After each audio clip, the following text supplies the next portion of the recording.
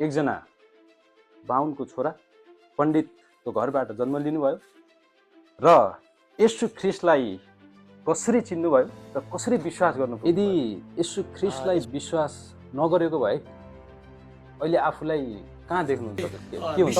मलाई मेरो आफ्नो टाइटल नाम उदासी राखेँ अनि मलाई 2015 साल माघ 10 गते मार्दैछन् भन्ने खालको सूचना मैले 10 दिन अगाडि पाएपछि र राजनीतिक क्षेत्रबाट यो इसाई जीवन जिउँदै गर्दा त्यही क्षेत्रबाट इसाईहरूलाई चाहिँ कसरी तपाईँले सहायता अथवा के कस्ता कामहरू गरिराख्नु भएको? मलाई के लाग्छ भने पास्टरले राजनीति गर्नु हुँदैन।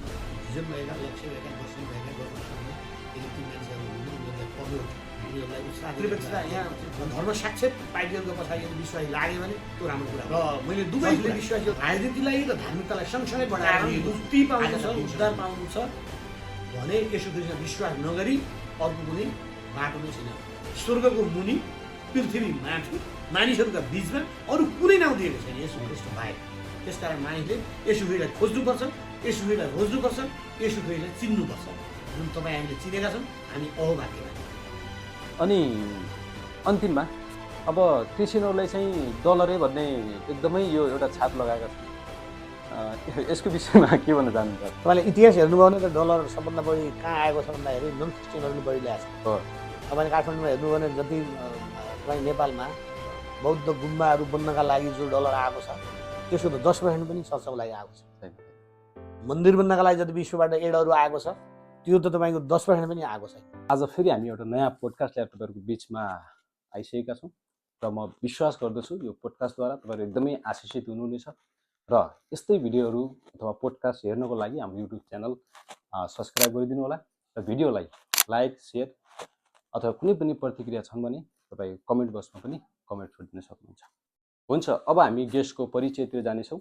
उहाँको परिचय चाहिँ एक लाइनमा भन्न एकदमै गाह्रो छ, त्यसैले हामी उहाँको परिचय हामी उहाँकै मुखबाट सुन्नेछौँ। उहाँ हाम्रो अभिभावक हुनुहुन्छ, हाम्रो एकदमै आदरणीय व्यक्ति हुनुहुन्छ र अब हामी उहाँको परिचयतिर जानेछौँ। स्वागत छ हजुरलाई। धन्यवाद। र क्रिस्चियन हिक्मत पोडकास्टमा हजुरलाई धेरै धेरै स्वागत छ र विशेष धन्यवाद हजुरले यो समय हामीलाई दिनुभएको लागि। अब हामी हजुरको परिचयतिर जानेछौँ। हजुरले आफ्नो परिचय दिदिनु होला।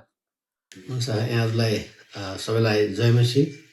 साथै यो युट्युब च्यानल सुन्ने र हेर्ने सबै आदरणीय मानवहरूलाई मेरो नमस्ते।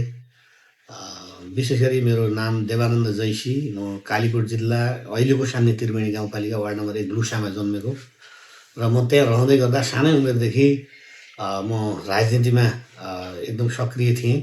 म 2050 सालतिर म नेपाल विद्यार्थी सङ्घ यो कङ्ग्रेसको विद्यार्थीको जिल्ला अध्यक्ष थिएँ र 54 सालमा 24-25 वर्षको उमेरमा मैले वडा अध्यक्ष मैले जितेको थिएँ र माओवादी द्वन्द्वको कारण अनि द्वन्द्व विस्तारित भएर म कैलाली आएँ। त्योभन्दा अगाडि नै मैले सुर्खेतमा पढ्दाखेरि यो नेसु पर्के नेपाल सुसमाचार केन्द्र पोखराबाट मैले केही ट्र्याक्सहरू किनेर पढेर अनि म पत्रचारका माध्यमबाट अध्ययन गरिरहेको थिएँ र मैले सानै उमेरमा ख्रिस्टलाई पाउने सौभाग्य पनि मैले पाएँ र अहिले पनि म यस लम्कीमा बस्दै गर्दा म नेपाली कङ्ग्रेसको पूर्व पार्टी सभापति क्षेत्र नम्बर 2 को अहिले पनि म जिल्ला कार्य समितिको सदस्य, काङ्ग्रेसको सङ्गठन विभाग कैलालीको प्रमुख र सुदूरपश्चिम प्रदेशका माननीय मुख्यमन्त्री कमलबहादुर शाहज्यूको स्वकीय सचिवको रूपमा अहिले म कार्यरत छु र यतातिर मैले मण्डलीमा पनि आफूले पाएको जिम्मेवारी वहन गरिरहेको छु। हुन्छ, अब अगाडि बढ्नुभन्दा पहिला हजुर कस्तो हुनुहुन्छ र हजुरको दिन दैनिकी कसरी गुजिरहेको छ? किनभने अहिले चुनावी माहौल पनि छ, त्यसैले यो प्रश्न म तपाईँलाई सोधेँ। विशेष गरी म यतिखेर सचिवालयमा पनि टाइम दिनु परिरहेको छ। तपाईँले भनिहाल्नुभयो निर्वाचन आएको छ, निर्वाचनमा पनि सक्रिय रूपमा लागिरहनु परेको छ र अनि यतातिर आत्मिक क्षेत्रमा पनि मैले सचिवालयमा गएदेखि आजसम्म कुनै एउटा शनिबार मिस गरेको छैन। हरेक शनिबार म आफ्नो मण्डलीमा अथवा बाहिर भयो भने मण्डलीमा अनि प्रभुको सेवाको निम्ति हाजिर हुन्छु र विशेष गरी मैले आफ्नो सानो एउटा व्यवसाय मुर्गा पोल्ट्री फार्म पनि चलाएको छु र यस्तै हो, व्यस्तताको जीवन जिरहेको छु। राजनीतिक क्षेत्रमा आफ्नो पारिवारिक पारिवारिक सामाजिक मण्डली आर्थिक सबैमा चाहिँ जे होस् सबै कुरा गरिराख्नु भएको छ र यो समय हामी हजुरको गवाईलाई सुन्नेछौँ। विशेष हामी यो गवाईलाई एकदमै फोकस गर्नेछौँ र हामी यहाँभन्दा पहिला दुईवटा भिडियो हामीले सुट गरिसकेका छौँ दुईजना हाम्रो अग्रज पास्टरहरूको र आज विशेष हामी तपाईँको जीवन गवाईलाई सुन्नेछौँ। त्यहाँभन्दा पहिला देवानन्द जैसीले एकजना बाहुनको छोरा पण्डितको घरबाट जन्म लिनुभयो र येशू ख्रिस्टलाई कसरी चिन्नुभयो र कसरी विश्वास गर्न पुग्नुभयो। यसमा म सानै उमेरदेखि अलि चञ्चल स्वभावको र अलिकति उनी थिएँ। धार्मिकतामा म अलि अडिक थिएँ र म कहाँबाट जोड्न चाहन्छु भने मेरो बाजे मेरो बजै 22 वर्षको उमेरमा मेरो बाजे बित्नु भएको थियो र मेरो बुवा 2 वर्षको टुहुरा हुनुभएको थियो र बजैका कुराहरू म धेरै सुन्ने गर्थेँ। बजैले के भन्नुहुन्थ्यो भने अनि किन हाम्रो बाजे बिते बजै भनेर मैले सोद्धाखेरि हजुरआमाले अनि फलानो देउता लाग्यो, फलानो ठाउँको कहाँ के भयो, यताउता देवी देउता लागे अनि हामीले मनाउन सकेनौँ अनि त्यसकारण अनि उहाँ बितेर जानुभयो, मैले विधवा जीवन बिताउनु पऱ्यो भनेर भन्नुहुन्थ्यो। अनि मैले के भन्थेँ भने म ठुलो भएँ भनेपछि अनि हाम्रा बाजेलाई मार्ने जो ती देवी देउता तिनको सबै ठिक गर्छु म भनेर 8-9 वर्ष उमेरमा भन्ने गर्थेँ। म पढ्दै जाँदाखेरि 5-6 क्लास पढ्दाखेरि एकजना सरलाई मैले सोधेँ, सर हामीले पढेको सामाजिक र नैतिक शिक्षामा पढेको 4वटा धर्मका बारेमा हामीले पढ्यौँ, हिन्दू धर्म, बौद्धिस्ट धर्म, इसाई धर्म र इस्लाम धर्म। अनि यिनीहरूमध्ये कुन ठिक हो? अनि मलाई यो हिन्दू धर्मका विभिन्न यो कुकृतिहरू विसङ्गतिहरू मलाई मन परेनन्, त्यसले गर्दा मलाई बताइदिनुहोस् भन्दाखेरि एकजना सरले यो बौद्धिस्ट ठिक छ भन्ने कुरा गरेपछि म त्यो रिउकाई भन्ने संस्थातिर लागेँ। 10 क्लास पढ्दाखेरि मैले रिउकाईको बारेमा धेरै कुराहरू अध्ययन गरेँ, के उनीहरूको त्यो पोस्ट थियो त्यो मैले प्राप्त गरेँ। मैले एसएलसी पास गरिसकेपछि म सुर्खेत पढ्न आएपछि एक दिन बजारमा एकजना केटाले ट्र्याक्स बेचिरहेको थियो। अहिलेको जस्तो फ्रीमा दिँदैन थियो, ट्र्याक्स किन्नु पर्थ्यो। 5 रुपियाँ थियो एउटा प्याकेटमा, धेरै ट्र्याक्सहरू थियो। त्यसमा एउटा के लेखिएको थियो भने तिम्रो लागि खुसीको खबर भन्ने लेखिएको थियो। अनि म सुर्खेत पढिरहेको थिएँ, मैले सोचेँ मेरो घरबाट पत्र आयो। अहिलेको जस्तो मोबाइल थिएन, हुलाबाट पत्र जान्थ्यो। यो लगभग यो 48को 49को असोजतिरको कुरा हो। अनि तिम्रो लागि खुसी खबर भनेपछि मेरो घरबाट पत्र आयो भनेर सोचेर मैले 5 रुपियाँले त्यो किनेँ, कोठामा लिएर मैले अध्ययन गरेँ। त्यहाँ हराएको भेडाको बारेमा दृष्टान्त थियो, के थियो मैले केही बुझिनँ। तर त्यो पत्रिकाको पछाडि पत्रचारको निमित्त थप जान्न चाहनुहुन्छ भने यो ठेगानामा पत्रचार गर्नुहोला भनेर त्यहाँ लेखिएको थियो। नेपाल सुसमाचार प्रचार केन्द्र, Pokhara, post box number 79 Kaski भनेर दिएको थियो। मैले अनि पत्रचार सुरु गरेँ। उहाँहरूले थप पुस्तकहरू पठाउनु भयो। तपाईँले म भनौँ एकपटक यस्तो उ भयो, मेरो दाजु हुलाकी हुनुहुन्थ्यो। अनि मैले नेसुबर्केमा झन्डै कालीकोट जिल्लाका 500 जना जति मान्छेका नामहरू पठाएँ मैले नेसुबर्केमा। अनि नेसुबर्केबाट यस्तरी पत्र पत्रिकाहरू, बाइबल भजनहरू, पुस्तकहरू आउन थाले कि हुलाकले खाली नेसुबर्के मात्रै भारी बोक्दै थियो। एकपटक कर्मचारीहरू चकित परे, यो कसले कहाँबाट के भइरहेको छ। अनि म दाजु हुलाकी भएको कारणले मैले धेरै कुराहरू बुझिरहेको थिएँ। त्यसपछि मैले एउटा उच्च चेलापन तालिमको अवसर पाएँ। 2054 साल माघ 4 गतेदेखि 11 गतेसम्म कञ्चनपुरमा एउटा तालिम थियो नेसुबर्केद्वारा सञ्चालित। त्यो तालिममा दैलेखमा माओवादीद्वारा मारिएका दिकेन्द्र थापा पनि प्रशिक्षक रूपमा हुनुहुन्थ्यो, रामप्रसाद शर्मा हुनुहुन्थ्यो, अनि धेरै अग्रजहरू हुनुहुन्थ्यो, पूर्णलाल कायस्थ सर लगायत हुनुहुन्थ्यो। मैले 7 दिनको तालिम, मैले चेलापन तालिम त्यहाँ लिएँ। मैले अनि प्रभुलाई ग्रहण गरेँ, बुझेँ, बाइबल भजन किनेँ। त्यही मैले बप्तिस्मा लिएर म कालीकोट फर्केँ। मैले माघमा चेलापन तालिम लिएँ, तर म त्यो माघभन्दा अगाडि नै जेठमा म वडा अध्यक्ष निर्वाचित भइसकेको थिएँ।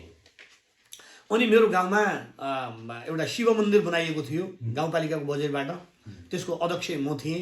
अनि शिवरात्रिको दिनमा त्यसलाई उद्घाटन गर्ने कार्यक्रम थियो। अनि म माघ 11 गते यहाँबाट गएपछि मैले झन्डै कति 18-19 गते म कालीकोट पुगेँ। म आउँदाखेरि 4 दिन हिँडेको छु, जाँदाखेरि चाहिँ 8 दिन म बाटोमा पैदल हिँडेको छु, अछामको बाटो कर्णालीको किनारे। त्यसरी मैले त्यो चेलापन तालिम लिएँ। अनि त्यहाँ शिवरात्रिको दिन थियो 2054 साल फाल्गुन 3 गतेका दिन। अनि त्यो मन्दिर उद्घाटनको निम्ति धेरै मान्छेहरू जम्मा भए, झन्डै 400-500 जनाभन्दा बढी मानिसहरू त्यो डाँडामा जम्मा भएका थिए। अध्यक्षता मैले ग्रहण गर्नुपर्ने थियो। त्यहाँ धेरै प्रकारका पूजाआजा भइरहेका थिए, बाहुनहरू थिए, अनि धेरै खाने परिकारहरू जसलाई प्रसाद भनिन्छ पाकेको थियो। अनि म समस्यामा परेँ। अनि म अब फसेँ जस्तो मलाई लाग्यो। अरे मैले यता बत्तिसमा लिएको छु, यता म क्रिस्चियन भएको छु, यतातिर म आज मन्दिरको उद्घाटन म कति छिटो परीक्षामा परेँ। अनि मैले मानिसहरूका बिचमा एकछिन आँखा चिम्लेर मनमनै प्रार्थना गरेँ, प्रभु म तपाईँको हुन चाहन्छु, मलाई बचाउनुहोस्, म ठुलो फन्दाबाट मलाई बचाउनुहोस्, म के गरौँ आजको दिन। अनि मेरो मनमा एउटा कुरा आयो, त इन्कार गर, सक्सेस भने त इन्कार गर। अनि मैले उत्पत्तिको पुस्तकमा अलिकति पढेको थिएँ कि अब्राहमलाई परमेश्वरले तेरो कुल, तेरो घराना, तेरो कुल र घराना छोडेर त निक्ल भनेका कुराहरू थाहा पाएपछि, मैले त्यो कुराको ज्ञान भएपछि अनि मैले घोषणा गरेँ, माइक समातेर भने, त्यहाँ गाविस अध्यक्ष लगायत सबै मानिसहरू थिए त्यहाँ। मैले भने म इसाई भइसकेको छु, म यो मन्दिरको उद्घाटनमा अध्यक्षता पनि ग्रहण गर्दिनँ र यसको प्रसाद पनि खाँदिनँ, म मूर्ति पूजा गर्दिनँ। अबदेखि म साँचो परमेश्वरलाई, साँचो सत्य परमेश्वरलाई, एकमात्र परमेश्वरलाई म पुज्दछु, त्यसकारण म आज सहभागी हुँदिनँ भनेर ती सबै मानिसहरूलाई छोडेर अनि म त्यो डाँडाबाट आफ्नो घरतिर लागेँ। जसरी अब्राहमलाई परमेश्वरले भन्नुभएको थियो त्यो मलाई याद आयो त्यतिखेर। अनि मैले छोडेर आइसकेपछि टिका टिप्पणी बाजा गाजा बजिरहेका थिए, मानिसहरू त्यहाँ रमाइरहेका थिए। मैले छोडेर घरतिर आएँ। घर आएर मैले बाइबल अध्ययन गर्न थालेँ। अनि विभिन्न चर्चा परिचर्चाहरू भए। अनि परिचर्चा हुँदै गर्दाखेरि मलाई बाइबलमा एउटा पद आजसम्म मलाई सबभन्दा लागेको के हो भने, मत्तीको पुस्तक 11 अध्यायको 28 पदमा लेखिएको छ, हे सबै मेहनत गर्ने र बोझले दबेका हो, म कहाँ हो, म तिमीहरूलाई विश्राम दिनेछु। मानिसले आज विश्रामको खोजी गरिरहेको छ, मानिसले आज उद्धारको खोजी गरिरहेको छ, मानिसले आज मुक्तिको खोजी गरिरहेको छ। अनि त्यो मुक्ति, त्यो उद्धार, त्यो विश्राम, अनि मैले बाइबलमा येशू ख्रीष्टले भनेको कुराहरू जब मैले देखेँ, जब मैले पढेँ, जब मैले सुने, अनि मलाई विश्वासमा म बढ्दै हुर्कँदै म गएको हुँ। ओके, त यो सुन्दै गर्दा कतिजना दर्शकहरूको मनमा चाहिँ प्रश्न पनि हुनसक्छ। त्यही ठाउँको वडा अध्यक्ष भएर र त्यही ठाउँमा मन्दिर निर्माण हुँदै गर्दा तपाईँले जुन प्रकारको एउटा विश्वास, जुन प्रकारको एउटा भक्ति देखाउनु भयो, अहिले पनि धेरै पास्टर अगुवाहरू हुनुहुन्छ, उहाँको जीवनमा पनि यस्ता चुनौतीहरू आइरहेका होला। तर यो तपाईँको ठुलो विश्वास हो, ठुलो समर्पित हो। सायद त्यो समयमा तपाईँ सुरुवाती फेजमा नै हुनुहुन्थ्यो। विश्वासको दौरानमा कति समय भइसकेको थियो तपाईँ ख्रिस्टलाई विश्वास गरिसकेको? होइन, मैले लगभग 2-3 वर्षदेखि मैले अध्ययन गरिरहेको थिएँ। मैले भने 49को असोजतिरबाट मैले त्यो पत्रिका पाएदेखि, नेसुपर्केसँग मेरो पत्राचार भएदेखि मैले केही अध्ययन गरिरहेको थिएँ र चेलावन तालिम लिइसकेपछि अलिकति परिपक्व भएको थिएँ। र त्यो परिस्थितिलाई यदि मैले त्यो चेलावन तालिम नलिएको भए त्यो परिस्थितिलाई मैले चिर्न सक्दैन थिएँ। म फेरि त्यही जन्जालमा फस्थेँ होला। अनि जब मैले त्यो तालिम लिएँ, जब मैले अध्ययन गरेँ, मलाई अध्ययनको बारेमा म एकदम अध्ययन गर्ने मलाई मन लाग्छ। अहिले पनि मसँग हेर्नुभयो भने धेरै पुस्तकहरू छन्, धेरै किताबहरू छन्। यो त्यसै राखेको किताब मैले जे पाए छ किताबहरू सबै पढेको छु। मैले एकपल्ट सुर्खेतमा पढ्दै गर्दाखेरि एउटा पत्रिका पढ्दै थिएँ। मैले नेपालगञ्ज जानुपर्ने थियो, गाडीको टिकट काटेको थिएँ, गाडीले हर्न लगायो, मैले थाहै पाएन। मैले पत्रिका पढ्दै गएँ। 9 बजेको गाडी 10:30 11 बजीतिर मात्रै पत्रिका पढेर सकेँ। हेर्छु त गाडी नै छैन। त्यसरी त्यो पढ्ने मेरो पहिला बानी थियो। अनि मैले त्यो अध्ययन गरेका कारणले गर्दाखेरि मैले केही कुराहरू बुझेको थिएँ। र त्यो ठाउँमा मैले ख्रिस्टलाई अँगाल्नु, ख्रिस्टलाई विश्वास गर्नु भनेको त्यो एकदम बृहस्पति भन्छ नि, एक्लो थिएँ म। पछि परिस्थितिले मलाई फेरि द्वन्द्वको सुरुवात थियो। द्वन्द्वको बेला म काङ्ग्रेस पार्टीको एउटा लिडर नै थिएँ। अनि मलाई 2055 साल माघ 10 गते मार्दैछन् भन्ने खालको सूचना मैले 10 दिन अगाडि पाएपछि मैले बाँच्नका निम्ति म यही कर्णालीको बाटो हुँदै 3 दिनको बाटो पार गरेर म लुम्कीमा आएँ। लुम्कीमा आएर एउटा अर्को प्रसङ्गवश के अचम्म भयो भने, मसँग बाइबल थियो, भजन थियो, मैले त्यो घरमै छोडेर आएको थिएँ कालीकोटमा। जब मेरो अरू सपरिवारहरू आउने बेला भयो, मेरो हजुरआमाले भन्नुभयो, एउटा त्यो कालो खोल भएको एउटा किताब छ, ठुलो किताब छ, के हो त्यो म थाहा पाउँदिनँ, तर त्यो किताब लगिदिनु, त्यो देवानन्दको किताब हो भनेर बजैले आफ्नो झोलामा हेलिकप्टरमा राखेर यहाँ पुर्याइदिनु भयो त्यो बाइबल। अनि त्यसपछि मैले कैलालीमा आइसकेपछि अनि यहाँ वातावरण अलिकति अनुकूल थियो। अनि यहाँ सेवा पाइयो, सङ्गति पाइयो, अनि बढ्दै हुर्कँदै गइएको। यो कुरा गर्दै गर्दा चाहिँ यहाँनिर अलिकति प्रश्न आउन सक्छ। किनभने किन क्रिस्चियन भइसकेपछि मन्दिरमा जाने नहुने अथवा कुनै पनि पूजामा चाहिँ सहभागी हुन नहुने भन्ने किसिमको प्रतिक्रिया आउन सक्छ। यो कुरालाई कसरी तपाईँ? यसो छ, बाइबल अनुसार तपाईँ के हो भने, परमेश्वरले भन्नुभएको छ, म सर्वशक्तिमान परमेश्वर हुँ, म बाहेक अरू कसैलाई पनि नपुज्नु, कुनै पनि मूर्तिको पूजा नगर्नु। त्यसले गर्दाखेरि मैले ती कुराहरू अनि मैले अध्ययन गरेको थिएँ। र अर्को कुरा के भने, भजन सङ्ग्रहको पुस्तकमा हेर्नु भने त्यहाँ के लेखेको छ भने, जसको हात छ उसले समात्दैन, जसको कान छ सुन्दैन, आँखा छ देख्दैछ, मुख छ बोल्दैन, आफै ढल्यो भने आफै उड्न सक्दैन, त्यसले तपाईँ हाम्रो के उद्धार गर्ला? अनि यी कुराहरू मलाई लागिरहेको थियो। अनि अझै एउटा प्रसङ्ग तपाईँ के हो भने त्यहाँ मूर्ति बनाउँदाखेरि पनि एउटा प्रसङ्ग बस कारिगरलाई मैले बोलाएको थिएँ। 3 दिनसम्म खोज्यौँ, कोही पनि ढुङ्गा भेटिएन त्यो मूर्तिको लागि। खोला, नाला, वन, पाखा सबै ठाउँ खोज्यौँ। तर मेरो घरको आँगनमा त्यो भाँडा धुनका लागि राखेको एउटा ढुङ्गा थियो, फोहोर भाँडा धुने अनि एकदम फोहोर राखेको एउटा ढुङ्गा थियो। त्यो ढुङ्गाको बन्छ भनेर जब त्यो कारिगर बनाउनेवाला कारिगरले भन्यो, त्यतिकै मलाई शङ्का लागिरहेको थियो। अरे मैले कति पवित्र ठाउँमा खोजेँ ढुङ्गा, मैले खोला, नाला, जङ्गल अनि नदीको किनारमा खोजेँ, तर मेरै घरमा जहाँ फोहोर एकदम फोहोर ठाउँमा छ त्यो ढुङ्गा मात्रै उ भयो। अनि उसले पुरै आकार दियो अनि शिवको बनायो त्यो मान्छेले। अनि त्यसपछि मैले सोचेँ यो त मेरै घरको ढुङ्गा हो नि, त्यो त मेरो बाजेले ल्याएर राख्नु भयो। मेरो बुवा, मैले त वर्षौँदेखि त्यही ढुङ्गा माथिमा मैले बसिरहेको थिएँ। त्यसले गर्दाखेरि आज त्यो ढुङ्गा ईश्वर बनेको रहेछ। त्यसले गर्दाखेरि वास्तविक ईश्वर त अदृश्य हुनुहुन्छ। ईश्वरको कुनै रूप र प्रतिरूप यी मानिसहरूको आँखाले देख्न सक्दैन। त्यसले गर्दाखेरि यो अदृश्य शक्तिलाई खोज्नुपर्छ भन्ने कुराहरू मलाई लागेको थियो र मैले खोजेँ र मैले भेटाएँ। यो एकदमै सुन्दै गर्दा एउटा विश्वास चाहिँ एकदमै म उत्साहित भएको छु। किनभने विशेष त्योभन्दा पहिला चाहिँ तपाईँ त्यो ठाउँको आफै एउटा लिडर, एउटा वडा अध्यक्ष भएर त्यत्रो ठुलो कदम लिनु चाहिँ यो सानोतिनो कुरा होइन। र त्यसपछि म एकदमै जान्न चाहन्छु र हाम्रो दर्शकहरू पनि एकदमै उत्साहित हुनुहुन्छ होला। त्यसपछिको जुन तपाईँको त्यहाँ एक्सन लिनुभयो अनि त्यसपछिको सतावटको बारेमा त्यसपछि के भयो हजुरले जीवन? मैले त्यहाँ सतावटको त्यो भ्यू नै पाइनँ, किनभने माओवादीको द्वन्द्व थियो, म कङ्ग्रेस थिएँ। इसाई भनेर सताउनु भन्दा पनि म कङ्ग्रेस भएको कारणले, नेविसको जिल्ला अध्यक्ष भएको कारणले, वडा अध्यक्ष भएको कारणले अनि त्यतिखेर तमाम गाउँमा काङ्ग्रेसहरूलाई मारिन्थ्यो। अनि म मारिनका लागि उनीहरूले मलाई छुट्याइसकेका रहेछन्।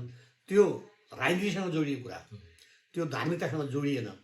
जब म कैलाली आएँ, म नयाँ थिएँ, मैले खासै खेदो सता अलिकति पारिवारिक रूपमा कहिलेकाहीँ यसो दबाब आयो होला आफ्नो आफन्तहरूबाट, तर मैले त्यत्रो खेदो सतावट मैले भोग्नु परेन। किनभने सामाजिक रूपमा र आर्थिक रूपमा म अलिकति स्तर उठेको मान्छे थिएँ। म यहाँ आइसकेपछि पनि मैले कालीकोटबाटै सिपाही लिएर आएको थिएँ यहाँको पार्टीका लागि। देवानन्द जैसी कैलाली जिल्लामा बसाइ सक्नु भएको छ। उहाँ यहाँको वडा अध्यक्ष हो अनि उहाँ नेपाल विद्यार्थी सङ्घको जिल्ला अध्यक्ष हो र त्यहाँ पनि उहाँलाई उपयुक्त अवसर दिनु भनेर कालीकोटको पार्टीले मलाई सिपाही गरेको थियो। म यहाँ आउँदा यहाँका ठुला ठुला नेताहरूसँग मेरो समन्वय भयो, सम्पर्क भयो र मैले दुवै कुरा राजनीतिलाई र धार्मिकतालाई सँगसँगै बढाएर लिएको छु आजका दिनसम्म। किनभने म क्रिस्चियन हुँदै गर्दा मैले लुम्की बहुमुखी क्याम्पसमा चुनाव लडेँ, मैले जितेँ। मैले वडामा प्रत्येक वर्ष मैले प्रत्येक 5 वर्षमा वडामा लड्नुपर्छ, त्यहाँबाट जितेरै आएको हुन्छु। क्षेत्रीय सभापति मैले जितेरै भएको हो र अहिले पनि म जिल्ला कार्य समितिको सदस्य, सङ्गठन विभाग प्रमुख छु। अहिले पनि मुख्यमन्त्रीज्यूको सचिवालयमा छु। त्यसले गर्दा यी दुईटै पाटोलाई मैले सँगसँगै लिएका कारणले गर्दाखेरि खेदो सतावटमा परेकाहरूका निमित्त मैले सहयोग गरेको छु र डाइरेक्ट म माथि खेदो सतावट त्यस्तो आएको छैन। बरु मेरो जीवनमा परीक्षाहरू आयो, परीक्षामा म अलिकति अन्यलमा र रणमुल्ल परेँ, तर खेदो सतावटका रूपमा मलाई नै भनेर इङ्कित भएर त्यस्तो खेदो सतावट आएको छैन। राजनीतिक यात्रा कसरी सुरु भयो? कति उमेरमा हुनुहुन्थ्यो अथवा त्यो सुरुवात हुँदाखेरिको? म सानै उमेरदेखि लगभग 5 क्लास पढ्दाखेरिदेखि नै म राजनीतिमा अलिक सक्रिय थिएँ। किनभने मेरो एकजना साथी हुनुहुन्थ्यो, उहाँ प्रधानको छोरा हुनुहुन्थ्यो। उहाँ स्कुलमा उहाँले अलिकति अलि चलाक हुनुहुन्थ्यो र अनि अरू सरहरूले र केही साथीहरूले अनि मलाई भन्थे त्यो प्रधानको छोरासँग तैँले कम्पिटिसन गर्नुपर्छ भन्दै। अनि उसले एक दिन त्यो पञ्चायत दिवस पुस 1 गतेका दिन उसले जब भाषण गरेपछि अनि मलाई पनि सबैले पुस गरेर भाषण तैँले पनि गर्नुपर्छ, 5 क्लास पढ्दाखेरि गर्नुपर्छ भनेर एकजना सरले र विशेष गरी पछि माओवादीद्वारा नै मारिनुभयो। अनि अरूले पनि मलाई उत्साह दिएपछि मैले त्यो दिन जीवनमा पहिलोपटक उठेर प्रधान, उपप्रधान, हेड प्रधानाध्यापक, अरू टिचरहरू, विद्यार्थी अनि गाउँका भर्दा भलादी मानिसहरूको 700-800 मान्छेको बिचमा 5 क्लास पढ्दाखेरि लगभग म त्यतिखेर 12 वर्षको थिएँ। अनि मैले त्यहाँ भाषण गरेँ। अनि मेरो बुवाले भन्नुभयो तैँले अब राजनीति गर्नुपर्छ, तैँले जागिर नखाएस् भनेर बुवाले भन्नुभयो। त्यो दिनदेखि मलाई त्यो प्रेरणाले आजका दिनसम्म ल्याइ पुर्याएको छ। त्यो भाषण सुन्दै गर्दा बुवा त्यहीँ हुनुहुन्थ्यो? बुवा हुनुहुन्थ्यो, बुवा हुनुहुन्थ्यो। बुवा त्यतिखेर वडा अध्यक्ष हुनुहुन्थ्यो, जानुभएको थियो। त्यो अभिभावक दिवस थियो त्यो दिन। अनि अनि टिचरले अगाडि गएपछि ओ मेरो छोरो बोल्न लाएर रहेछ भनेर बुवा अगाडि आउनुभयो। त्यो अहिले पनि मलाई ताजा थाहा छ। तर भनेका कुराहरू त यति म डराएको थिएँ, काँपेको थिएँ। तर पनि त्यसपछिका दिनहरूमा त्यो दिन नै मेरो लागि एउटा जग थियो। सर, हजुर राजनीतिक क्षेत्रमा एकदमै त्यो समयदेखि नै अहिलेसम्म निरन्तर राजनीतिक क्षेत्रमा हुनुहुन्छ र अहिले तपाईँ विशेष अब इसाई हुनुहुन्छ, क्रिस्चियन पनि हुनुहुन्छ र राजनीतिक क्षेत्रबाट यो इसाई जीवन जिउँदै गर्दा त्यही क्षेत्रबाट इसाईहरूलाई चाहिँ कसरी तपाईँले सहायता अथवा के कस्ता कामहरू गरिराख्नु भएको छ? गाह्रो छ राजनीति र इसाई जीवनमा धेरै गाह्रो छ। किनभने राजनीति भनेको अहिले छलछाम हुन्छ, त्यहाँ झुटा पनि हुन्छ। जस्तो मान्छे भेटियो त्यस्तै व्यवहार गर्नुपर्छ। यो धार्मिक जीवन विशेष गरी यो इसाई जीवन भनेको त्यो छलछामको जीवन होइन। जो मान्छे जस्तो भेटियो त्यस्तै गर्ने कुराहरू होइन। त्यस्तो गरे भए त म वहीँ मन्दिरको प्रसाद खान्थेँ, वहीँ म अध्यक्षता गरेर गर्थेँ। म राजनीतिमा पनि तपाईँको यदि माओवादी भइदिए म वहीँ हुन्थेँ। तर मैले आफ्नो आदर्श, चाहे त्यो राजनीतिक आदर्श होस् चाहे मेरो धार्मिक आदर्श होस्, मैले दुइटैलाई बचाउनका लागि मैले त्यो प्रयत्न गरेँ। त्यसले गर्दाखेरि इसाईहरूले राजनीति गर्न धेरै गाह्रो भन्दाखेरि अति गाह्रो छ, जसको कुरा मैले भोगेको छु। यदि मैले 74 सालमा मेयरको टिकट पाउनमा म 1 नम्बर थिएँ अनि मेरा बारेमा केही साथीहरूले गएर केन्द्रमा नेताहरूसँग त्यही मैले एउटा प्रश्न यो त इसाई धर्मावलम्बी हो अनि यो त यसको मान्छे छैन भनेर मलाई त्यो टिकट कटाउनु। त्यही सन्दर्भमा एउटा प्रश्न छ, तपाईँ क्रिस्चियन हुँदा राजनीतिक क्षेत्रमा के कस्ता सतावटहरू अथवा बाधाहरू? त्यो निश्चित रूपमा बाधाहरू एकदम बाधा छ। किनभने मसँग भएको क्षमतालाई, मसँग भएको ज्ञान र बुद्धिलाई पार्टीमा नेताहरूले उपयोग गर्छन्। अवसर आएको बेला अनि उनीहरूले के भन्छन् भने यो त इसाई हो, इसाई भएका कारणले गर्दाखेरि यसलाई अलि एक्सेप्ट गर्न सकिँदैन भन्ने कुराहरू गर्छन्। र मैले धेरै ठाउँमा हार बेहोर्नु परेको छ। किनभने चाहे त्यो चुनावी दौरानमा चाहे मेयरको टिकट 74 को होस् चाहे 79 को होस्, मैले यतिखेर त कुनैमा पनि दाबी गरिनँ। अनि अहिले पनि तपाईँ के भने कुरा काट्ने केही साथीहरूले मेरो अगाडि तपाईँ एकदम ठिक हुन्छ, तपाईँ नभएर हुँदैन भन्छन्। तर मेरो अनुपस्थितिमा अनि त्यो कुराहरू काट्नुहुन्छ उहाँहरूले र धेरै मानिसहरूलाई एकै शब्दले धेरै मान्छेहरूलाई मबाट ब्याक गराइदिनुहुन्छ। त्यसले गर्दाखेरि यद्यपि धेरै मान्छेले मलाई भन्छन् तपाईँ इसाई मात्र नभएको भए आज मान्य भइसक्नुहुन्थ्यो। यद्यपि भन्छन् तपाईँ छोड्नुहोस् न इसाई, तपाईँले यदि टिकट पाएको इसाई छोड्नुपर्छ। किनभने तपाईँको मान्छेहरू कति छन् त? यहाँ तपाईँको 4% पनि छैन। तपाईँ 85% हिन्दू भएको ठाउँमा तपाईँले यत्रो नेता मानिदिएका छौँ, तर तपाईँ छोड्नुपर्छ भनेर पनि उहाँहरूले भनिरहनु भएको हुन्छ। यदि मेरा अगाडि माननीयको टिकट अथवा मन्त्रीको अवसर आयो र यदि त उसलाई छोड भन्यो भने मलाई त्यो मन्त्री भन्ने, त्यो मान्य, त्यो मेयर मलाई केही कुराको लाग्दैन। किनभने मैले साँचो मुक्ति पाएको छु, साँचो आनन्द पाएको छु, साँचो उद्धार पाएको छु, अनन्त जीवनको अनि मलाई प्रत्याभूत छ, अनन्त जीवनको मार्गमा छु। त्यसले गर्दाखेरि यो संसार र शरीरको फाइदा, संसार र शरीरको आनन्दले केही पनि हुनेवाला छैन। कति राजा महाराजाहरू सुनको टेबलमा बसेर, चाँदीको टेबलमा बसेर सुनको चमचले खाना खाने मान्छेहरू पनि संसारमाबाट बिदा भएर गए। त्यसले उनीहरू केही पाएनन्। तर मैले आज साँचो येशूलाई पाएको छु, मुक्तिदातालाई पाएको छु। मलाई सबैभन्दा ठुलो, चाहे त्यो मान्य होस्, चाहे मेयर होस्, चाहे पार्टीको सभापति होस्, चाहे भोलि म केही राजनीतिमा हुँला, यो समाजले मलाई भोलि बिहान सानसानो रूपमा केही पोस्टमा पुर्याउला नपुर्याउला, त्यसमा पनि मलाई के लाग्छ भने परमेश्वरको इच्छा छ भने म पुग्छु। यद्यपि तपाईँलाई अझ भनौँ मुख्यमन्त्रीको स्वकीय सचिव हुँदै गर्दा पनि तपाईँले हेर्नु भने सामाजिक सञ्जालमा अहिले 1 वर्ष अगाडिको सामाजिक सञ्जाल हेर्नुहोस्, मेरा विरुद्धमा लेखिएका र बोलिएका कति छन्। त्यो मान्छेलाई लिनै नहुने मान्छे तपाईँले लिनुभयो भनेर मुख्यमन्त्रीले कतिपटक मानिसहरूले भनेका छन्, औँला तेर्सेका छन्। तर पनि यदि मानिसहरूको मन जित्न सकियो र परमेश्वरको इच्छा अनुसारको काम गर्न सकियो भने परमेश्वरले जहाँ राख्न चाहनु भएको छ त्यहाँ रहने हो।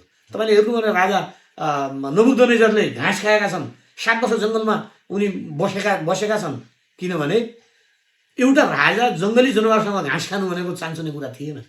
मलाई पनि के लाग्छ भने संसारका कुराहरू, संसारमा पाइने पद, मान, प्रतिष्ठा, सम्पत्ति, इज्जत केही ठुलो कुरा होइन। परमेश्वरबाट पाइने कुराहरू सबैभन्दा ठुलो कुरा हो जस्तो लाग्छ मलाई। जति खेरो सतावट भए पनि यसलाई सबै सहन सकिन्छ। आफ्नो जीवनदेखि अहिलेसम्मको जति पनि यात्रा छ, जे पनि कुराहरू भएका छन्, अहिले आएर कतिको सन्तुष्टि हुनुहुन्छ? म एकदम सन्तुष्ट छु, जिन्दगीदेखि म सन्तुष्ट छु। धेरै मानिसहरूले मलाई पहिला मेरो बच्चाहरू थिएन, धेरै मान्छेहरूले त निसन्तान भन्थे। अनि अहिले मसँग सबै कुराहरू छ। म एकदम सन्तुष्ट छु, परमेश्वरले मलाई असल परिवार दिनुभएको छ, छोराछोरी दिनुभएको छ, घर छ, बस्ने घर छ, खाने गाँस छ, बस्ने बास छ। समाजमा पनि मैले कसैको अगाडि शिर निहुराउनु पर्ने, घोप्टो पर्नुपर्ने, लज्जित हुनुपर्ने काम गरेको पनि छैन, गर्ने पनि छैन। त्यसले गर्दाखेरि म मेरो जिन्दगीदेखि धेरै मान्छेहरू म कति साथीहरू भेटाउँछु, अनि म त यार मरु कि बाँचु, अनि कहीँ परदेश जाउँ के गरौँ या एकदम कोही मान्छेहरूले आफ्ना छोराछोरीदेखि आफू रुष्ट भएका कुराहरू, दिगदार भएका कुराहरू बताउँछन्। म कसैदेखि दिगदार छैन मेरो जिन्दगीबाट, किनभने यो परमेश्वरले दिनुभएको उपहार हो। परमेश्वरले केही दिनका लागि संसारमा गएर मलाई चिन र अरूलाई चिना बनाएर पठाउनु भएको एउटा करारमा पठाइएको नियुक्ति जस्तै हो। अनि यो जीवनदेखि तपाईँ विरक्त हुनु भनेकै परमेश्वरबाट विरक्त हुनु, येशूबाट विरक्त हुनु हो। किनभने जो मान्छे आफ्नो जीवनबाट निराश छ, जो मान्छे आफ्नो जीवनबाट दिगदार छ, जो मान्छे आफ्नो जीवनलाई जीवन पाएकोमा जसले पछुताएको छ, त्यो जीवन जीवन होइन, त्यो त काँडा हो, त्यो फुल होइन। किनभने परमेश्वरलाई पाएका छौँ। त्यसकारण मलाई लाग्छ यहाँ यदि परमेश्वरलाई पाएर कोही मान्छे आनन्दित हुँदैन भने त्यो स्वर्गमा पनि आनन्दित हुन सक्दैन होला जस्तो मलाई लाग्छ। किनभने स्वर्ग यहीँ पनि छ, तपाईँको मेरो मनमा छ, तपाईँको मेरो मुटुमा छ, तपाईँ मेरो घरमा छ, परिवारमा छ र समाजमा छ, तपाईँ मेरो मण्डलीमा छ।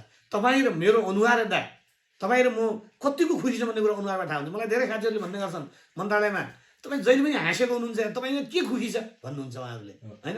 मलाई त्यो पीडा, मलाई विराम नभएको होइन। मैले एउटा अर्को कुरा तपाईँले आज म एउटा रहस्यमय कुरा भन्छु। म आजका दिनसम्म मैले अस्ति मेरो छोरालाई मैले राखेर भने मैले 5 लाखसम्म खर्च हुने बिराम लाग्यो भने गरिदिनु, त्योभन्दा बढी खर्च लाग्यो भने मलाई औषधि नगरिदिनु। किनभने म धेरै पैसा खर्च गरेर धेरै ऋण लगाएर बाँच्न चाहदिनँ। जबसम्म परमेश्वरले संसारमा राख्न सक्नुहुन्छ त्यहाँसम्म बस्ने हो। आयु दिने परमेश्वर हो, निरोगी दिने परमेश्वर हो। डक्टर र औषधिमाथि कसैले विश्वास गर्छ भने मलाई लाग्छ त्यो परमेश्वरमा अडेस लागेको मात्रै हो। किनभने अनि मलाई परमेश्वरले जहाँसम्म निरोगी राख्न चाहनुहुन्छ म त्यहाँसम्म निरोगी रहन्छु। जहाँसम्म बाँच्न परमेश्वरको हातमा आयु छ। त्यसले गर्दाखेरि म धेरै कुराहरू, संसारका कुराहरूमा मलाई त्यो औषधि, डक्टर, यो धेरै कुराप्रति धेरै मलाई विश्वास छैन। किनभने जीवन परमेश्वरले दिनुहुन्छ, मुक्ति परमेश्वरले दिनुहुन्छ, उद्धार परमेश्वरले दिनुहुन्छ। त्यो दिनुभएको चाहिँ हामीले पाएका छौँ। त्यो पाएका कारणले हामी शान्ति र आनन्दमा छौँ। यो आनन्द संसारको कुनै पनि दुःख र कष्टले तपाईँ र मेरो आनन्द, कुनै ऋणले, कुनै रोगले यसलाई लुट्न सक्दैन। यदि येशू ख्रिस्टलाई विश्वास नगरेको भए अहिले आफूलाई कहाँ देख्नुहुन्छ हजुर? के तपाईँले मलाई यति पर लगिदिनु भयो यार। मलाई साँच्चै विगत याद आयो। मैले सुर्खेत पढ्दै गर्दाखेरि मैले विश्वास नगर्नुभन्दा अगाडि मेरो आफ्नो टाइटल नाम उदासी राखेको थिएँ, देवानन्द जैसी उदासी। म निराश थिएँ, उदास थिएँ, अनि म सुस्केराको जीवन जिउने। अनि बोल्दाखेरि पनि मान्छेहरूलाई तितो, एकदम नराम्रो गाली दिएर बोल्ने, अनि रिसाउने, झर्किने। अनि मैले सोच्थेँ अब यो जिन्दगी कति मानिसहरू आत्महत्या गर्थे। मैले भने त्यो मान्छेले ठिक गर्यो, किनभने बाँकी जीवन त मैले दुःख भोग्नु पर्दैन नि, मर्ने मान्छे ठिक गर्यो भन्थेँ म। मैले जब प्रभुलाई पाएँ त्यसपछि अब तपाईँ र मैले चाहेर बाँच्ने र चाहेर मर्ने होइन। किनभने तपाईँ र म, तपाईँ र मेरी आमाका गर्भमा, तपाईँ र मेरो इच्छा अनुसार सृष्टि भएका होइन। तपाईँ र म, तपाईँ र मेरी आमाका गर्भमा परमेश्वरले यो सुन्दर संसारमा परमेश्वरको लागि केही गरोस् भनेर जन्म दिनुभएको हो। त्यसले गर्दाखेरि तपाईँ र मैले परमेश्वरलाई के कति गऱ्यौँ भन्ने कुरा सबैभन्दा ठुलो कुरा। तपाईँ र मेरो छोराछोरीको लागि के गऱ्यौँ, श्रीमतीको लागि के गऱ्यौँ, आमाबाउको लागि के गऱ्यौँ, समाजका लागि के गऱ्यौँ, त्यो दोस्रो पार्ट हो। तर तपाईँ र मैले परमेश्वरका लागि के गऱ्यौँ, सबैभन्दा ठुलो कुरा त्यो। एउटा अर्को एकदमै महत्त्वपूर्ण प्रश्न छ, मानिसले येशू ख्रिस्टलाई किन जान्ने र येशू ख्रिस्टलाई किन विश्वास गर्ने? यो हरेक मानिसको लागि, चाहे त्यो जुनसुकै धर्म हो अनि देश होस्, जुनसुकै मानिसले पनि येशू ख्रिस्टको बारेमा किन जान्न महत्त्वपूर्ण छ र किन उहाँलाई विश्वास गर्ने? यसमा के छ भने सबै मानिसहरूले मुक्ति चाहेका छन्, सबै मानिसहरूले उद्धार चाहेका छन्, सबै मानिसहरूले आफ्ना पापबाट अनि पाप क्षमा भएको चाहन्छन्। तर त्यो बाटोमा आइरहेका छैन। अनि त्यो येशूले भन्नुभयो बाटो, सत्य र जीवन म नै हुँ। अनि बाटो, सत्य र जीवनलाई छोडेर मानिसले जब कुमार्गतिर अर्को बाटो अनि हिँडेका कारणले गर्दाखेरि मानिसले साँचो मुक्ति पाइरहेका छैनन्। येशू वास्तविक मुक्तिदाता हुनुहुन्छ। संसारमा मान्छे स्वर्ग जानका लागि मान्छेले संसारमा पाइला टेकेको। तपाईँ बस पार्क जब जानुहुन्छ नि केका लागि जानुहुन्छ भने बस चढ्नका लागि जानुहुन्छ कि चढाउनका लागि जानुहुन्छ कसैले होइन। बस पार्क जाने मान्छे भनेको यात्राका निमित्त हो। यो जीवन एक प्रकारको यात्रा हो। यो यात्राको क्रममा तपाईँ र म मानिसहरू आफ्नै आमाका गर्भबाट यस संसारमा आए र जीवनभरि जति जिए के गरे भन्ने कुराको लेखा त्यो परमेश्वरले राख्नुभएको छ। विश्वास गर्ने र नगर्ने त्यो लेखा अनुसार एक दिन मानिसको न्याय हुनेछ। त्यो न्यायको दिनमा स्वर्ग जान पाउनु, मुक्ति पाउनु, उद्धार पाउनु, अनन्त जीवन पाउनु भनेको कुनै धनले, सम्पत्तिले, कुनै मानले, इज्जतले, सर्टिफिकेट, डिग्रीले पाइँदैन। त्यो केवल येशू ख्रीष्टमा विश्वास गरेर मात्रै हामी त्यो मुक्ति र उद्धार पाउन सक्छौँ। किनभने येशू यस संसारमा पापीहरूलाई बचाउन आउनुभयो अनि उहाँले पापीहरूका निमित्त क्रुसमा उहाँले बलिदान दिनुभयो। पापीहरूको लागि उहाँले रगत बगाउनु भयो। अनि आज जसले येशू ख्रीष्टले बगाएको रगत मेरा पापका निम्ति हो, मेरो उद्धारका निम्ति हो र मेरो मुक्तिको निम्ति हो भनिकन विश्वास गर्छन् उनीहरूले मुक्ति र उद्धार पाउँछन्। जसले विश्वास गर्दैनन् ती सबैले मुक्ति र उद्धार पाउँदैनन्। त्यसकारण मुक्ति पाउनु छ, उद्धार पाउनु छ भने येशू ख्रीष्टमा विश्वास नगरी अर्को कुनै बाटो नै छैन।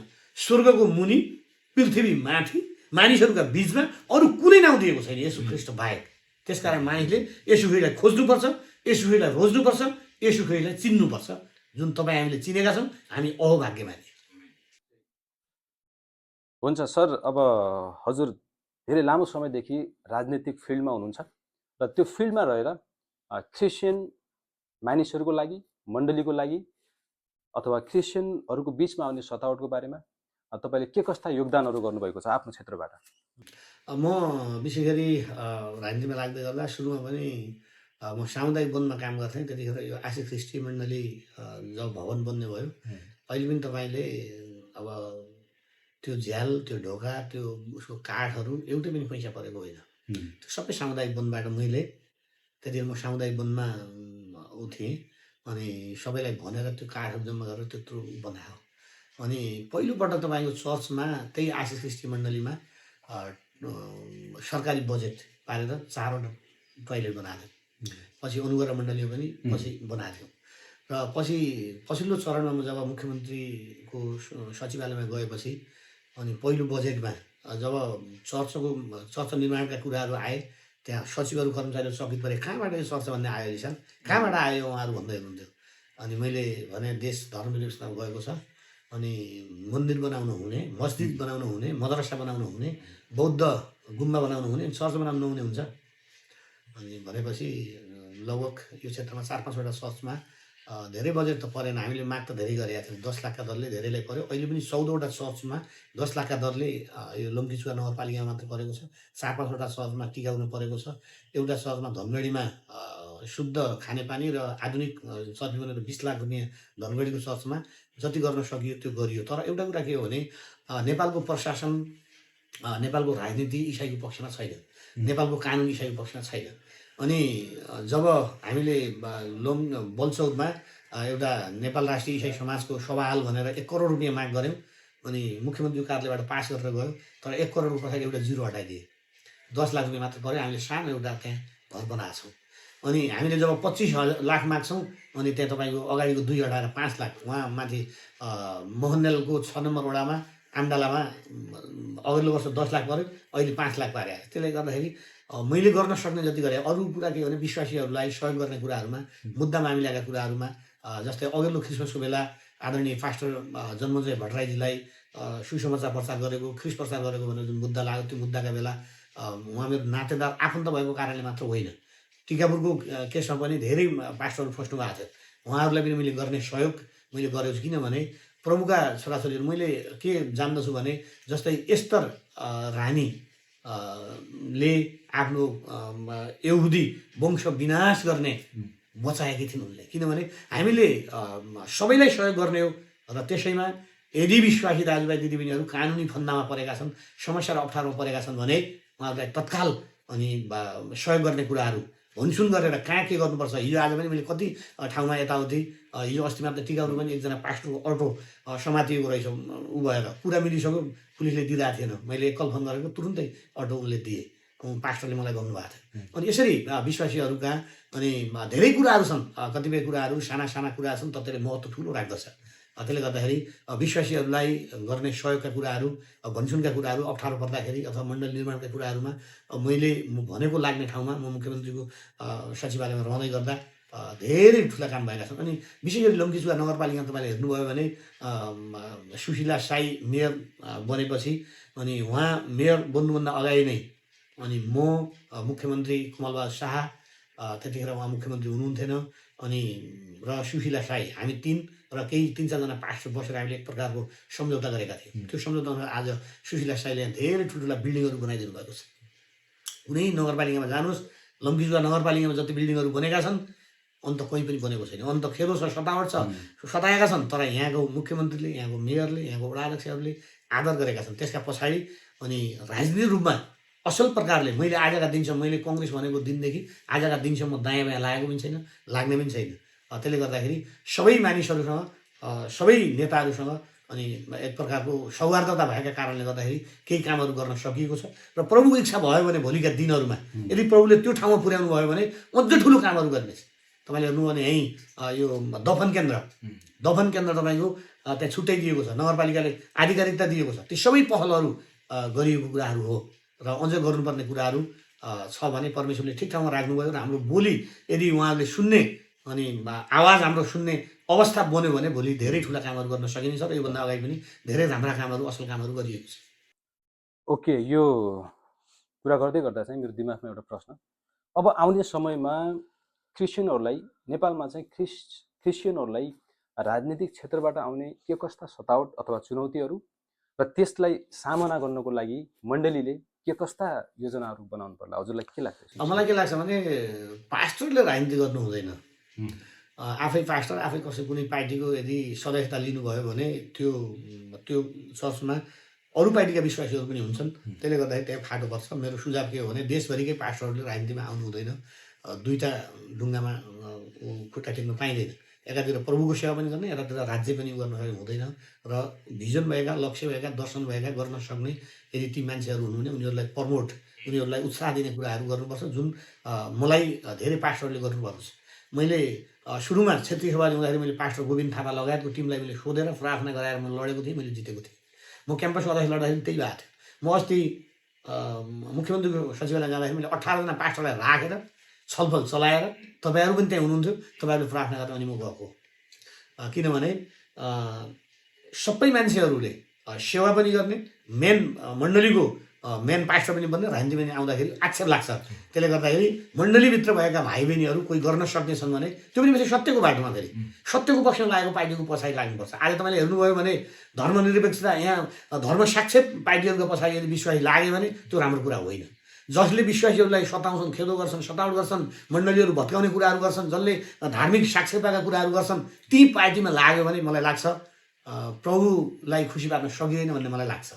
यदि लाग्नुहुन्छ भने पनि धर्मनिरपेक्षताको पक्षमा लाग्ने पार्टी, सत्यवादी पार्टी, जसले हिजो पनि क्रिस्चियनहरूले खेदो सतावट हुँदा सहयोग गरेको छ र भोलि पनि गर्न सक्छ, जसले विश्वव्यापी राजनीति बुझेको छ, त्यो पार्टीमा लाग्नुहोस्। मैले अस्ति पनि यो जेनजी आन्दोलनको बेला मैले धेरै विश्वासीले भने कोही पनि नजानुहोस्, यो आगजनी गर्ने, तोडफोड गर्ने यो कुराहरू राम्रो होइन, यो विश्वासीबाट हुन सक्दैन, लडाइँ गर्ने, लफडा गर्ने, लड्न जाने विश्वासीले होइन। विश्वासीले बसेर प्रार्थना गर्ने हो, देशको लागि प्रार्थना गर्ने हो, समाजको लागि प्रार्थना गर्ने हो, परिवारको लागि प्रार्थना गर्ने, मण्डलीको लागि प्रार्थना गर्ने हो। त्यसले गर्दाखेरि यो देशमा असल शासक आउन सकोस् भनेर हामीले प्रार्थना गर्ने हो र गर्न सक्ने क्षमता भएका अनि चाहना भएका, त्यो दृढ इच्छा शक्ति भएका कोही राजनीति गर्ने मान्छे मण्डलीमा कोही भाइ बहिनीहरू हुनुहुन्छ भने उहाँले असल पार्टी रोज्न सक्नुपर्दछ। खराब पार्टीका पछाडि लागेर त्यो पनि फेरि कल्याण हुँदैन। राजनीति भन्दैमा जे पार्टी पायो त्यही पार्टीका पछाडि हिँड्ने हो भने त्यो पनि छैन। किनभने इतिहास बुझ्नुपर्छ। किनभने इतिहास नहेरिकन हामीले यदि पार्टी अँगाल्यौँ भने यसले ठुलो धोका दिन सक्छ। र अहिले हामी हेर्छौँ मण्डलीमा अलिकति शिक्षाको कमी त छँदैछ। विश्वासीहरू धेरै समय भइसकेको हुन्छ र उनीहरू शिक्षामा त्यति परिपक्व हुने ठाउँमा चाहिँ भइँदैन र कहीँ कतै अहिले आएर पैसाको लोभमा अथवा राजनीतिकै चहल पहलमा कतिपय सेवकहरू चाहिँ अलिकति पार्टीलाई प्रमोट गरिदिने कुराहरू पनि मण्डलीमा भइरहेको छ। यसले गर्दा मण्डलीमा अलिकति अप्ठ्यारो, अलिकति विश्वासीहरूको बिचमा के समस्या देख्नुहुन्छ हजुर? मलाई के लाग्छ भने जसरी मण्डलीमा पास्टर हुनुहुन्छ, पास्टरलाई सहयोग गर्ने अरू एल्डर डिकन्स अरू अगुवाहरू हुनुहुन्छ र विश्वासीहरू हुनुहुन्छ उहाँको नेतृत्व हुने। राजनीति गर्दाखेरि पास्टरले पनि अनि एउटा सामान्य विश्वासीले पास्टरलाई सघाए जस्तै अरू अगुवाहरूले पास्टरलाई सघाए जस्तै अनि पास्टरले राजनीति गर्नेलाई सघाउनुपर्छ। सबै ठाउँको मुख्य हुन खोज्नु हुँदैन, किनभने मण्डलीको पनि मुख्य हुन खोज्ने र राजनीति पनि मुख्य हुन खोज्यो भने त्यो सफलता हुँदैन। अर्को कुरा रह्यो अब यो लोभका कुराहरू। मलाई लाग्छ धेरै पास्टरहरूले यो कुरामा लोभ गर्छन् होला, पैसा पानी लोभ गर्छन् भन्ने त मलाई लाग्दैन। कसैले अब यो अरू मानिसहरूले बाहिरी मानिसहरूले लगाएको आरोप र आक्षेप पनि हुनसक्छ। सामान्यतया रुपियाँ पैसा त को पछाडि पास्टरहरू लाग्छन् भन्ने मलाई लाग्दैन, किनभने मुक्ति, साँचो मुक्ति र उद्धारका पछाडि लागेका मानिसहरू 2-4 हजार रुपियाँका पछाडि लागेर बिग्दैनन् भन्ने कुरामा म विश्वस्त छु। अनि अन्तिममा अब क्रिस्चियनहरूलाई चाहिँ डलरै भन्ने एकदमै यो एउटा छाप लगाएका छन्। यसको विषयमा के भन्न चाहनुहुन्छ तपाईँ? तपाईँले इतिहास हेर्नुभयो भने त डलर सबभन्दा बढी कहाँ आएको छ भन्दाखेरि नन क्रिस्चियनहरूले बढी ल्याएको छ। तपाईँले काठमाडौँमा हेर्नुभयो भने जति तपाईँ नेपालमा बौद्ध गुम्बाहरू बन्नका लागि जो डलर आएको छ त्यसको त 10% पनि चर्चको लागि आएको छ। मन्दिर बन्नका लागि जति विश्वबाट एडहरू आएको छ त्यो त तपाईँको 10% पनि आएको छैन। यो सबै भ्रम हो, यो सबै तपाईँ के हो भने अपवाह हो, सबै यो प्रोपोगन्डा हो यो। किनभने विश्वासीहरूलाई यो डलर आएको थियो, तिम्रो पास्टरले खायो भनेर विश्वासबाट ब्याक गराउनका लागि अनि यो ख्रिस्टको नाम बदनाम गराउनका लागि, क्रिस्टिनिटीलाई अनि नबढोस् भन्ने उद्देश्य राखेका मानिसहरूले बनाएको प्रपञ्च हो। डलर आउने होइन, बरु एउटा कुरा के हो भने डलर कमाउँछन् विश्वासीहरूले। जस्तै बाइबलमा के लेखेको छ भने काम नगर्नेले उसो खाना पनि नखाओस् भनिएको छ। अल्छी गरेर बस्न मिल्दैन, घोटिनुपर्छ भन्छ, मेहनत गर्नुपर्छ, परिश्रम गर्नुपर्छ, पसिना बगाउनुपर्छ। परमेश्वरले परिश्रममा आशिष दिनुहुन्छ, मेहनतमा आशिष दिनुहुन्छ। मेहनत र परिश्रम नगरिकन, व्यवसाय नगरिकन, उद्योग धन्दा नगरिकन डलर आउँदैन। त्यसले गर्दाखेरि यो डलरै भन्नेहरू धेरै दिमागदार मान्छेहरू हुन्, उनीहरूसँग यो केही ज्ञान नभएका मान्छेहरूले यो छाडा प्रकारले भन्ने एक प्रकारको बाहिरी गाली मात्रै हो। भित्री रहस्य भने के हो भने विश्वासीहरूले मेहनत गर्छन्, विश्वासीहरूले परिश्रम गर्छन्, विश्वासीहरूले अनि अल्छी गर्दैनन् उनीहरूले। अनि परमेश्वरले त्यसमाथि आशिष, जसले मेहनत गर्छ त्यसमा परमेश्वरले आशिष दिनुहुन्छ र आशिषको रिस मान्नेहरूले डलर यति मात्रै। यसमा साक्षात् प्रमाण हजुर आफै पनि हुनुहुन्छ। मैले आफैले देखेको छु, कुखुराको खोर अझै छ, एकदमै खट्नुहुन्छ। त्यति मात्र होइन, हामी पाहाडबाट झरिसकेपछि हामी बस्ने घर खडले छाएको थियो अनि तारा देखिन्थे। हामीले अर्को वर्ष 2900 बलक आफै राँगा डलबमा खोलाबाट बालु गिट्टी ल्याएर 2900 3000 बलक आफै बनाएर हामीले 1 वर्षभित्र 2 तलाको घर बनाएको छ। तिलो अहिले पनि त्यो घर छँदैछ। हामीले आफै मेहनत, हामीले आफै परिश्रम गरेको। अहिले पनि हेर्नु भने मेरो हातमा मजाले ठेला सानो देख्दा हेर्दा पनि देखिन्छ। म मुख्यमन्त्रीको स्वकीय सचिव हुँ, पार्टीको नेता हुँ, मलाई बसेर खान मिल्छ, केही फरक पर्दैन। अनि मैले एउटा गर्व के गर्छु भने मसँग आज रोग पनि छैन र ऋण पनि छैन। त्यो परमेश्वरले दिनुभयो मलाई आशिष। हुन्छ, अब हामी अन्तिम समयमा पनि छौँ। अन्तिममा हजुरको विश्वासी जीवन यात्रा अनि सेवाकाई अनि सङ्घर्षहरूको बारेमा अलिकति भनिदिनुहोस् न। मैले कालीकोटबाट कैलाली आइसकेपछि नेसुबर्गमा फेरि मैले आफ्नो ठेगाना परिवर्तन भएको पत्राचार गरेँ र नेसुबर्गले मलाई फेरि पत्राचार गर्नुभयो र मैले 15 दिनको 2057 साल जेठ महिनामा 15 दिनको उच्च चेलापन तालिम लिने अवसर पाएँ। र त्योभन्दा अगाडि मैले चर्च सुनेको थिएँ, गएको थिइनँ। म 15 दिनको तालिम पोखराबाट गरेर आइसकेपछि लम्कीमा अनि हाम्रो एउटा सानो किराना पसल थियो यही मिनी मार्केटमा। अनि म कहाँ चर्च जाने होला सोचिरहेको थिएँ। म मङ्गलबार पुगेँ, बुधबार पसलमा बसिरहेको थिएँ। एकजना मान्छे साइकलमा परसम्म जानुभयो, फर्केर आउनुभयो। अनि 5 किलोको पिठोको प्याक किन्नुभयो। अनि किनेपछि अनि त्यो मेरो टेबलमा ट्याक्स थियो। त्यो देखेपछि उहाँले सोध्नुभयो, भाइ तपाईँको विश्वासी हो? अनि मैले हो, म विश्वासी हो, तर चर्च कहीँ पनि गएको छैन। अनि उहाँले भन्नुभयो, भाइ तपाईँ हामी कहाँ आउनुहोस्। उहाँ हुनुहुन्थ्यो अहिलेको पास्टर कृष्णबहादुर थापा। अनि उहाँले कौवापुरमा आशिष ख्रिस्टी मण्डली भन्ने कौवापुरमा मण्डली थियो र मैले शनिबारको दिन खोज्दै गएँ। त्यसपछि कौवापुर मण्डलीमा जाँदा त्यहाँ माटो, काँचो माटोको डल्लाले वाल लगाएको थियो, माथिबाट एकदम यो कमजोर काठ, त्यसमाथि टाइल लगाएको एकदम होचो खालको चर्च थियो। हामीले त्यहाँ सङ्गति गऱ्यौँ। सङ्गति गर्दै गर्दा यति आत्मिकी क्षेत्रमा अगाडि बढियो। विशेष गरी कृष्णबहादुर थापा गोविन्दबहादुर थापा, नयनबहादुर चौधरी, हुकुम बोहरा अनि उहाँहरूसँग मिलेर धेरै राम्रा राम्रा कामहरू, परमेश्वरको ठुला ठुला कामहरू भएका छन्। सुसमाचारीय कामहरू, धेरै रोगीहरू भूतात्मा निकालिएका, धेरै रोगीहरू निको पारिएका, विशेष गरिकन मैले सुसमाचार सुनाएका कतिजना अहिले वरिष्ठ पास्टर हुनुहुन्छ, मेरो आदरणीय बनिसक्नुभयो उहाँ। धेरै अनि विश्वासीहरू अनि विशेष गरी हामी हरेक शुक्रबार हामी सुसमाचार सुनाउन जान्थ्यौँ। हरेक अनि हप्ताको आइतबारदेखि शुक्रबारसम्म सबै घरमा घरेलु सङ्गति हुन्थ्यो र मेरो घरमा बुधबार घरेलु सङ्गति हुन्थ्यो। अनि घरेलु सङ्गति, सुसमाचारीय कार्यक्रम अनि विभिन्न प्रकारका हामीले कति मेडिकल क्याम्पका कुराहरूदेखि लिएर सुसमाचारीय धेरै कामहरू त्यतिखेर गरियो।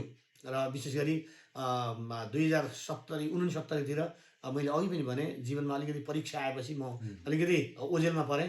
ओजेलमा परेपछि आदरणीय दिदी नन्दा साईले बडो चिन्ता र चासो राखेर अनि हामीलाई उहाँले खोज्नुभयो, भेटाउनुभयो। अनि त्यसपछि उहाँले आदरणीय पास्टर चन्द्रबहादुर थापा र हाम्रो बिचमा भेटघाट गराएर अनि 2070 को भदौदेखि म निरन्तर यो अनुग्रह मण्डलीमा छु र प्रभुको सेवाको काम, मण्डलीले दिएको जिम्मेवारी, पास्टरले दिएको जिम्मेवारी, उहाँले विश्वास दिएको काम म गर्दै आइरहेको छु। र मेरो सोच के थियो भने विशेष गरी यो सुसमाचार प्रचार र प्रभुको सेवामा मात्रै लागिरहने मेरो सोच र मेरो इच्छा र मेरो चाहना हो।